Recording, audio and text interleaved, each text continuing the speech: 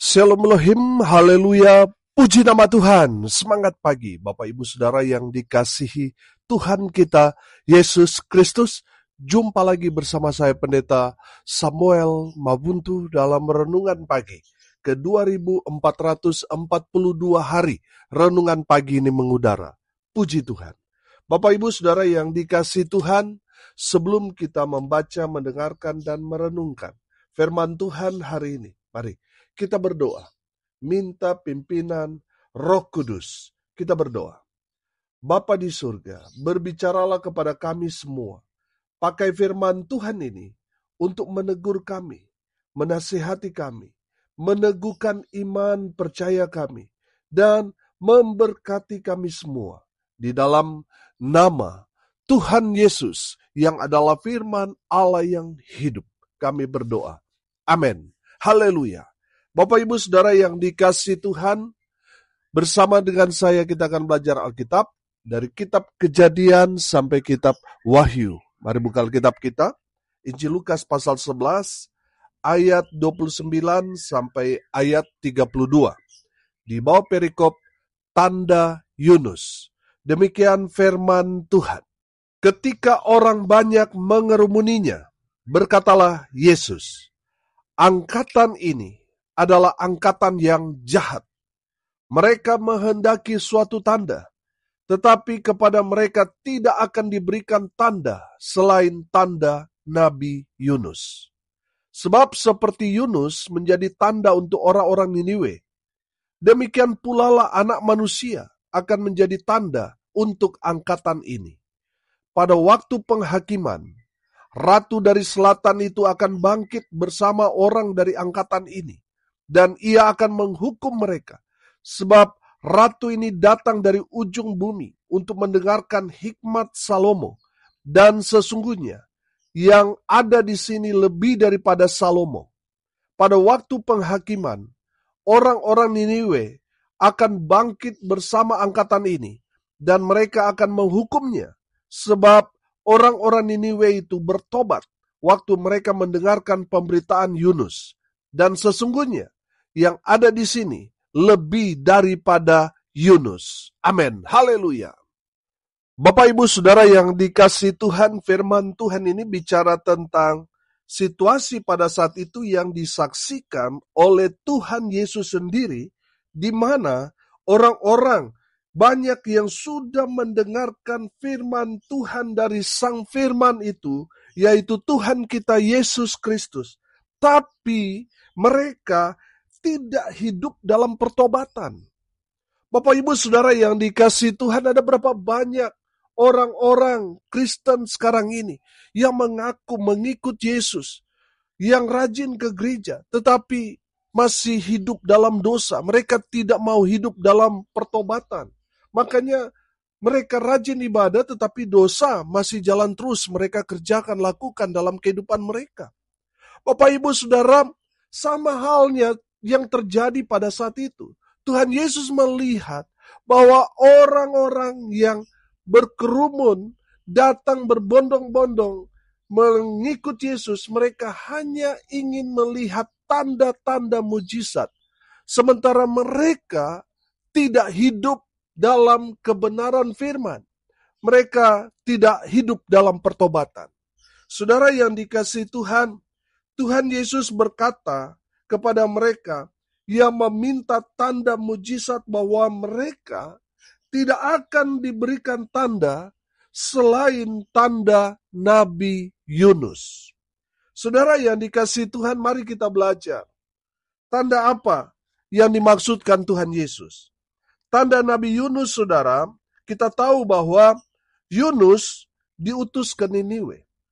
Itu tanda Yunus yang pertama.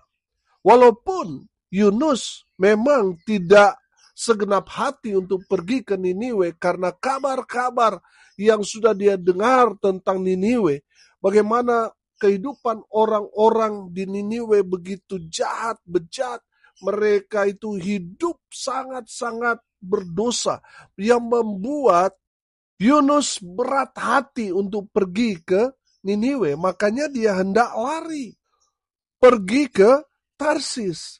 Saudara yang dikasihi Tuhan, Oleh karena kuasa Tuhan, pada saat perjalanannya menuju ke Tarsis, Tuhan izinkan terjadi angin badai yang hebat melanda kapal yang ditumpangi Yunus. Sehingga dalam kapal itu mereka sangat kewalahan menghadapi badai yang begitu hebat itu. Dan satu persatu barang mereka buang, tetapi kapal tetap terombang-ambing. Lalu mereka minta tanda. Siapa yang menjadi penyebab angin badai ini terjadi, menimpa kapal yang mereka tumpangi? Dan mereka mengambil undi, saudara. Didapatilah Yunus sebagai penyebab angin badai yang menghantam kapal yang mereka tumpangi. Saudara yang dikasihi Tuhan, karena mereka mendapati bahwa Yunuslah penyebab angin topan, angin badai itu. Akhirnya mereka membuang Yunus ke laut. Saudara yang dikasihi Tuhan, oleh seizin Tuhan, datang ikan besar menelan Yunus, saudara. 3 hari dia ada di perut ikan.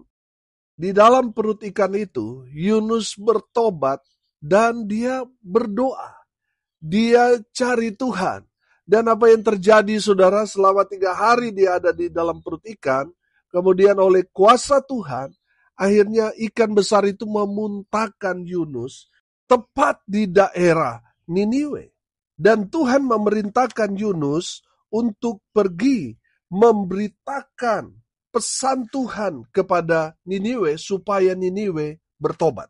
Saudara yang dikasihi Tuhan, menariknya, Yunus hanya berkata 8 kata, Niniwe bertobat. Amin. Saudara yang dikasihi Tuhan, saudara dapat melihat di dalam kitab Yunus pasal 3 ayat 4. Apa kata Yunus kepada Niniwe? 40 hari lagi, maka Niniwe akan ditunggang balikan. Saudara mendengar 8 kata yang diucapkan Nabi Yunus, Niniwe yang bejat jahat bertobat. Amin. Haleluya. Saudara, itu tanda Yunus yang pertama. Yunus diutus ke Niniwe. Tanda Yunus yang kedua, Yunus menjadi tanda keselamatan bagi Niniwe. Niniwe yang tadinya jahat, Niniwe yang tadinya akan kena murka Tuhan, tapi karena pemberitaan Yunus, orang-orang Niniwe bertobat, saudara, sehingga mereka yang bertobat itu, mereka mendapat keselamatan. Yang ketiga, saudara, tanda Yunus, karena Yunus memberitakan kabar baik itu, Niniwe bertobat. Amin. Haleluya. Saudara yang dikasihi Tuhan, kita kembali kepada Injil Lukas 11 ayat 30. Perhatikan, saya bacakan buat kita sekalian. Sebab seperti Yunus menjadi tanda untuk orang-orang Niniwe, demikian pula lah Anak Manusia akan menjadi tanda untuk angkatan ini. Ayat 31, pada waktu penghakiman, ratu dari selatan itu akan bangkit bersama orang-orang dari angkatan ini, dan ia akan menghukum mereka. Sebab ratu ini datang dari ujung bumi untuk mendengarkan hikmat Salomo. Dan sesungguhnya yang ada di sini lebih daripada Salomo. Haleluya. Saudara yang dikasihi Tuhan, dari kebenaran firman Tuhan ini kita dapat melihat tadi di ayat 30. Demikian pula lah Anak Manusia akan menjadi tanda untuk angkatan ini. Tuhan Yesus menjadi tanda bagi kita semua di angkatan yang jahat ini. Tanda yang pertama, saudara, Yesus diutus ke dalam dunia untuk misi menyelamatkan umat manusia. Amin. Tuhan Yesus telah datang 2000 tahun yang lalu. Dia datang untuk menyelamatkan saudara dan saya. Saudara yang dikasihi Tuhan, ada banyak agama di luar sana, ada banyak ajaran nabi-nabi di luar sana. Saudara yang mengatakan bahwa ikut mereka akan masuk surga. Saudara yang dikasihi Tuhan, apa yang mereka katakan itu hanyalah ajakan-ajakan yang belum tentu menuju kepada surga yang mereka katakan. Saudara, Yesus dia berasal dari surga dan dia datang ke dunia ini untuk memberikan kita kabar baik, jalan menuju surga. Hanya Yesus satu-satunya jalan menuju kepada kebenaran, kepada hidup yang kekal itu. Amin. Jadi kalau saudara percaya kepada Tuhan Yesus, saudara harus bersyukur. Kenapa? Karena saudara ada di jalan yang benar, yang menuju pada hidup yang kekal. Oh haleluya. Bapak ibu saudara yang dikasihi Tuhan, Yesus datang ke dalam dunia ini untuk memberikan kita kabar baik tentang jalan yang menuju kepada hidup yang kekal, yaitu jalan yang menuju surga. Oh haleluya. Makanya kita harus percaya sungguh-sungguh kepada Yesus Kristus Tuhan. Amin. Jangan percaya yang hanya mengaku-mengaku ajarannya menuju surga, tapi ternyata dia masih terkubur dalam tanah. Dia tidak pernah datang dari sana. Dia tidak pernah ke sana. Saudara, bagaimana dia mau menunjukkan jalan yang menuju surga kepada saudara? Saudara, semua agama mengakui bahwa saat ini Yesus ada di dalam surga. Saudara yang dikasihi Tuhan, semua ajaran agama mengakui bahwa Yesus akan datang di hari-hari terakhir. Amin. Di akhir zaman. Untuk apa? Untuk menjemput orang-orang percaya, saudara dan saya. Saudara yang dikasihi Tuhan, makanya kita harus percaya kepada Tuhan Yesus sungguh-sungguh. Karena Yesus menjadi tanda buat kita semua. Tanda bahwa Yesus diutus ke dalam dunia ini untuk menyelamatkan umat manusia, untuk menyelamatkan saudara dan saya. Haleluya. Tanda Yesus yang kedua, Yesus adalah tanda keselamatan dari Allah. Amin. Saudara yang dikasihi Tuhan, kedatangan Tuhan Yesus ke dunia ini adalah bentuk inisiatif Allah dalam bertindak untuk menyelamatkan saudara dan saya. Karena Allah melihat sejak manusia jatuh dalam dosa, ada jarak yang tidak dapat diseberangi oleh manusia. Hubungan manusia dengan Allah terputus. Dan tidak ada yang dapat menghubungkan yang terputus itu. Manusia mencoba, berusaha untuk menyambungkan hubungan yang terputus antara Allah dengan manusia, tapi selalu gagal. Manusia mencoba untuk beribadah, untuk sekolah tinggi, untuk selalu berbuat baik, tetapi selalu gagal.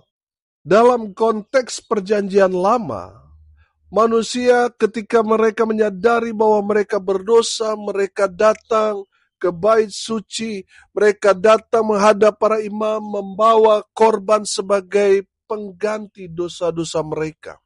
Saudara yang dikasihi Tuhan, setelah korban bakaran itu untuk penghapus dosa sudah dijalankan, mereka merasa mereka sudah bersih, saudara. Lalu mereka berbuat lagi dosa karena mereka tahu nanti kita berikan korban bakaran lagi untuk penghapus dosa. Itu terus yang mereka lakukan. Makanya Tuhan sendiri yang berinisiatif untuk datang ke dunia ini. Menjadi korban keselamatan untuk semua umat manusia. Bapak ibu saudara yang dikasihi Tuhan, Tuhan Yesus, dia mati untuk saudara dan saya. Saudara yang dikasihi Tuhan, dosa-dosa kita telah ditebus, dibayar mahal oleh kematian Yesus. Saudara, Tuhan Yesus pada hari yang ketiga setelah kematiannya dia bangkit. Amin. Dia bangkit menandakan bahwa dia adalah Tuhan. Karena tidak ada manusia yang berkata, nanti saya mati lalu 3 hari lagi saya akan bangkit. Selain Yesus, tidak ada. Saudara yang dikasihi Tuhan, itu menandakan bahwa Yesus layak kita percaya. Karena apa yang dia katakan itu terjadi. Dia bangkit dari kematian itu membuktikan bahwa dia menang atas maut. Dan saudara dan saya yang percaya kepadanya juga akan menang atas maut. Amin. Kita akan memperoleh hidup yang kekal sama seperti Yesus. Kita akan bangkit dan memperoleh hidup yang kekal, menikmati hadirat surga selama-lamanya. Oh, haleluya. Bapak Ibu Saudara yang dikasihi Tuhan, Tuhan Yesus menjadi tanda keselamatan dari Allah dalam angkatan ini. Haleluya. Yang ketiga, saudara. Tanda seseorang ada Yesus dalam kehidupannya. Dia menerima Yesus sebagai Tuhan dan Juru Selamatnya secara pribadi. Dia selalu datang kepada Yesus. Dia hidup dalam pertobatan. Dan dia percaya sungguh-sungguh kepada Yesus Kristus Tuhan. Amin. Saudara perhatikan. Di dalam kebenaran firman Tuhan ini bicara tentang ratu dari selatan, saudara.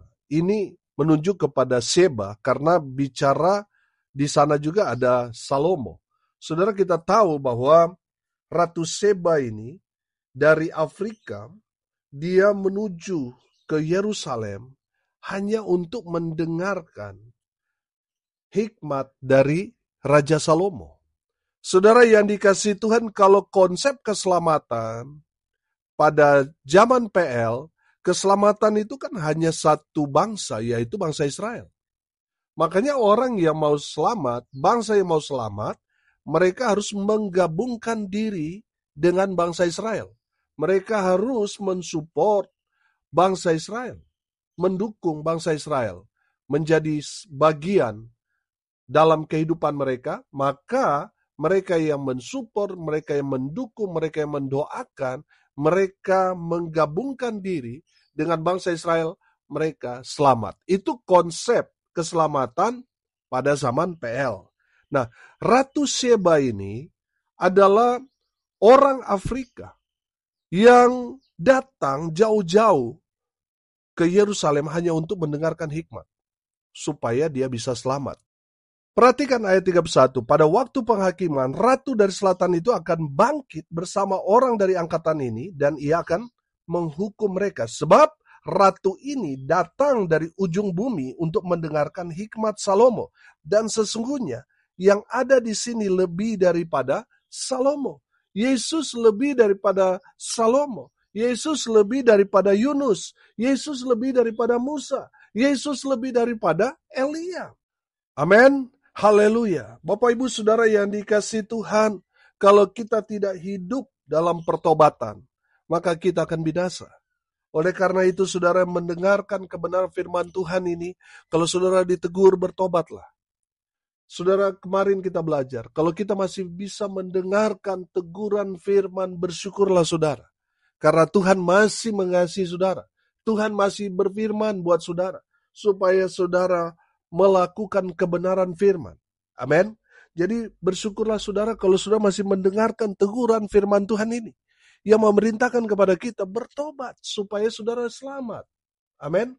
Walaupun mungkin saudara sudah melayani Tuhan, sudah aktif ke gereja, tapi kalau saudara masih belum bertobat, saudara masih selingkuh, saudara masih punya simpanan, saudara masih pakai narkoba, saudara masih terikat dengan judi, saudara masih melakukan dosa tipu sana tipu sini, saudara kemudian saudara meninggal, saudara tetap mati binasa.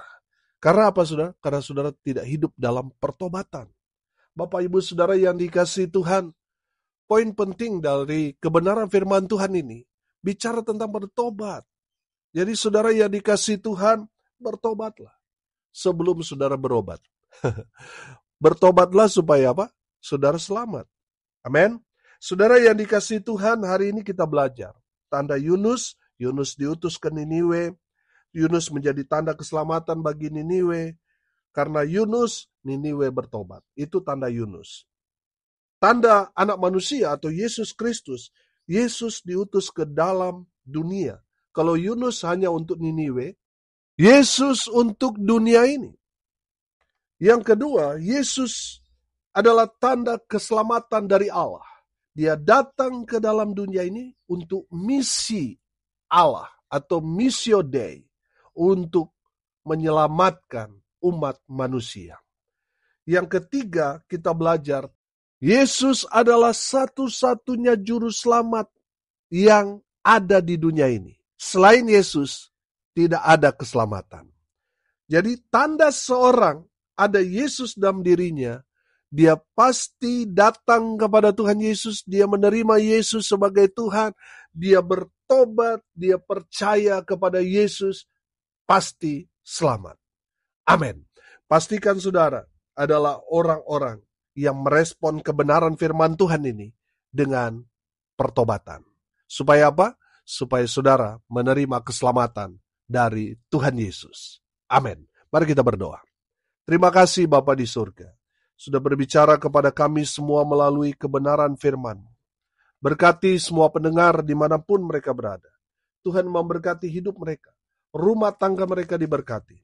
Usaha, pekerjaan, pelayanan mereka dibuat beruntung berhasil dalam segala hal. Mereka yang sakit Tuhan sembuhkan. Mereka yang lemah Tuhan kuatkan. Tuhan hibur mereka yang berduka cita. Dan biarlah berkat-berkat Tuhan terus mengalir, memenuhi dalam setiap kehidupan mereka. Hamba berdoa biarlah berkat Tuhan memenuhi semua pendengar, dimanapun mereka berada. Bapak, Ibu, Saudara, arahkanlah hatimu kepada Tuhan, dan terimalah berkat dari Tuhan Yesus. Tuhan memberkati engkau dan melindungi engkau. Tuhan menyinari engkau dengan wajah-Nya dan memberi engkau kasih karunia. Tuhan menghadapkan wajah-Nya kepadamu dan memberi engkau damai sejahtera. Di dalam nama Tuhan Yesus, sumber segala berkat. Bapak, Ibu, Saudara yang percaya, diberkati Tuhan, katakan amin. Puji Tuhan. Bapak, Ibu, Saudara yang dikasih Tuhan, kalau saudara merasa diberkati melalui renungan pagi ini, bagikan juga kepada saudara-saudara yang lain supaya mereka juga diberkati. Karena untuk itulah kita dipanggil, untuk jadi berkat. Salam kasih dari Bali. Saya Pendeta Samuel Mabuntu. Sampai jumpa besok pagi. Tuhan Yesus memberkati kita semua. Haleluya.